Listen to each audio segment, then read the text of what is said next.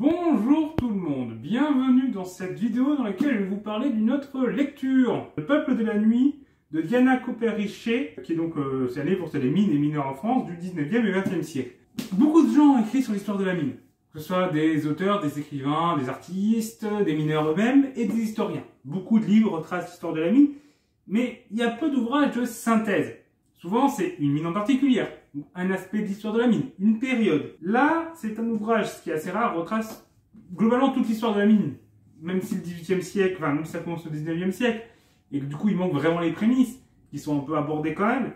Mais on est sur un ouvrage qui retrace quand même de manière globale l'histoire de la mine, et il y a la mine en France, histoire industrielle et sociale, qui le fait aussi, mais c'est pas un ouvrage aussi détaillé, c'est un ouvrage plutôt grand public, un ouvrage collectif, pas d'un travail profond d'un historien avec énormément de travail de bibliographie, une bibliographie qui est très longue. La biographie fait du coup combien de pages? Que je vous dise ça. Donc ça commence à 403 et ça finit à 400. Donc il y a 13 pages de bibliographie, avec énormément d'ouvrages différents qui sont des notes. Les notes sont aussi assez développées, hein. Il y a des notes par chapitre. Donc du coup, je vais pas vous dire qu'on va compte chapitre par chapitre combien il y en a, mais en tout cas, en nombre de pages de notes, ça va de la page 351 à la page 400. Ouais, il y a ça. Il y a 50 pages de notes pour vous montrer à quel point il y a des notes, il y a des références. Donc c'est vraiment un ouvrage bien travaillé, fait par une historienne. Donc voilà, et c'est un ouvrage de synthèse. Donc c'était pour moi important de pouvoir débuter mon mémoire en lisant ce livre, pour avoir un contexte global sur l'histoire des mines en France.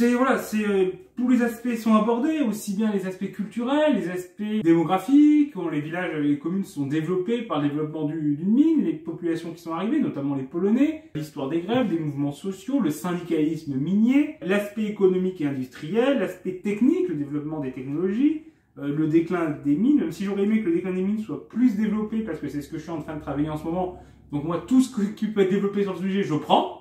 Donc c'est vrai que j'aurais aimé que cet aspect soit plus développé, mais voilà, il y a déjà énormément de choses dedans. Les rapports entre mineurs, entre ingénieurs, entre porions, la syndicalisation des employés, des porions et des ingénieurs, qui est moins étudiée que celle des mineurs en tant que tels, des ouvriers. Le fait que les premiers mineurs étaient souvent des agriculteurs, comment ce monde agricole s'est adapté au monde minier, le passage de l'agriculture à l'industrie. Il y a énormément de chiffres, quelques informations au niveau international, des photos au milieu du livre, il y a une partie photo qui s'y ajoute. Alors cet ouvrage, lui par contre, est très illustré, beaucoup illustré, et il est écrit en gros, alors que là c'est écrit en normal, quoi. C'est clairement un ouvrage qui, puis c'est même pas en interligne 1,5, c'est du interligne 1, donc c'est un pavé sur l'histoire des mines, mais voilà, j'ai lu en 2 semaines, progressivement, en travaillant sur d'autres choses à côté.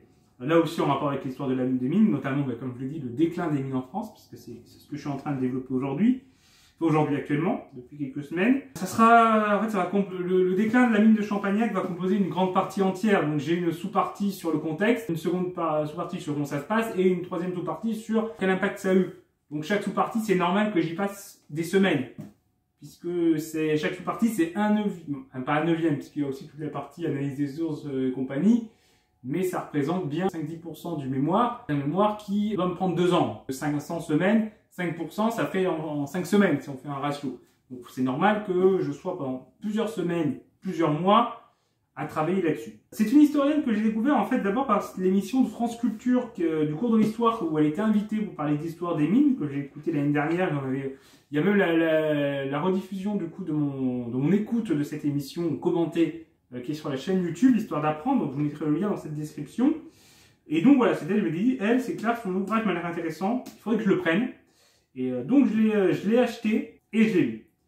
Donc c'est un ouvrage que je vous conseille. Je pense qu'il est quand même accessible, hein, parce que elle cherche quand même, voilà, l'aspect technique est expliqué, mais en prenant en compte que c'est des gens qui n'ont pas de compétences techniques sur l'histoire, sur le fonctionnement des mines.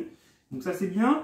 Sur l'aspect historique, les références historiques sont sur le 19e, 20e siècle sont utiles, sur l'histoire industrielle, tout ça c'est utile, mais ça reste accessible. Après, celui-là est encore plus accessible.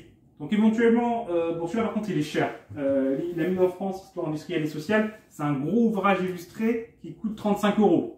Il est plus cher, quoi. Moi j'ai pu l'avoir gratuitement, donc ça c'est bien. Et celui-là, il est à 22 € normalement de base, mais je l'ai eu d'occasion. J'ai dû payer une dizaine d'euros du coup. Vous pouvez vous les procurer. Si vous n'avez pas vraiment de base, je vous conseille de commencer par celui-là. Et après, vous pouvez enchaîner sur celui-là. Ça sera intéressant. Donc oui, peut-être vous montrer un peu les photos, du coup je vous dis, mais vous montrer un peu ces photos. Que vous voyez un peu, donc ça c'est des images de mineurs, de l'armée de grève de mineurs. Là on a manifestation intersyndicale en 1963. 1963, c'est un grand mouvement de grève contre le déclin des mines en France. Là, on voit une chute de chevalement. Donc, c'est les chevalements, c'est ce qu'il y avait au-dessus des puits où était accroché tout le système de descente et de remontée et qui ont été démolis au moment des fermetures des mines. Et c'était des symboles. Ça et les cheminées, c'était des symboles qui marquaient le paysage minier et leur destruction était un symbole dur de la disparition de la mine. Et donc, c'était pour c'est des photos qu'on retrouve en Champagnac également. Pas des chevalements. On a des photos des destructions des cheminées, mais pas des chevalements.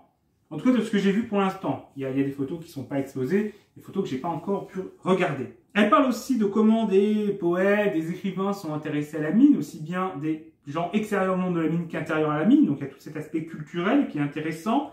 Je sais qu'à Champagnac, il y a eu des poètes qui ont écrit sur la mine. Il y a des poésies, il y a eu plusieurs poésies donc, sur la mine qui ont été appris à l'école de Champagnac, par exemple, à l'époque, ou qui ont été écrites par la suite. Donc ça, c'est des aspects aussi dont je vais parler sur la mémoire de la mine et sur l'impact de la mine. Une commune où il y avait une mine a toujours été impactée, aussi bien physiquement que mentalement, par cette histoire. Et ça se voit encore aujourd'hui, ça se perçoit encore aujourd'hui, il y a encore cette mémoire quasiment partout, et Champagnac ne fait pas exception. Même 60 ans après la fermeture. Donc voilà, c'est terminé pour cette mini vidéo, comme d'habitude des vidéos de lecture, toujours des trucs assez courts. C'est donc Terre d'Histoire sous la direction de Serge Bersten et Pierre Milza. Donc c'est un livre qui a été publié en 2002. Donc bon, c'est un ouvrage qui commence à dater un peu, mais il y a peu d'ouvrages de synthèse aussi complets qui ont été faits sur le sujet. Donc ça reste comme un ouvrage aujourd'hui encore reconnu sur l'histoire des mines en France. Après, il y a des choses plus récentes dont je vous parlerai sûrement par la suite. Là maintenant, je suis passé à une lecture, j'ai un livre sur l'histoire industrielle de la France en général.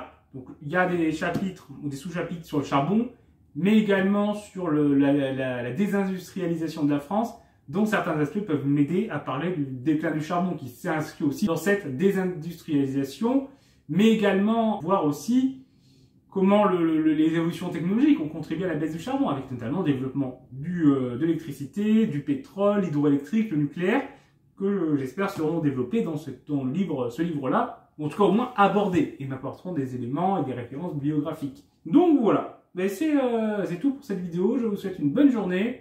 N'hésitez pas à aimer la vidéo et à la partager et à vous abonner. Au revoir tout le monde!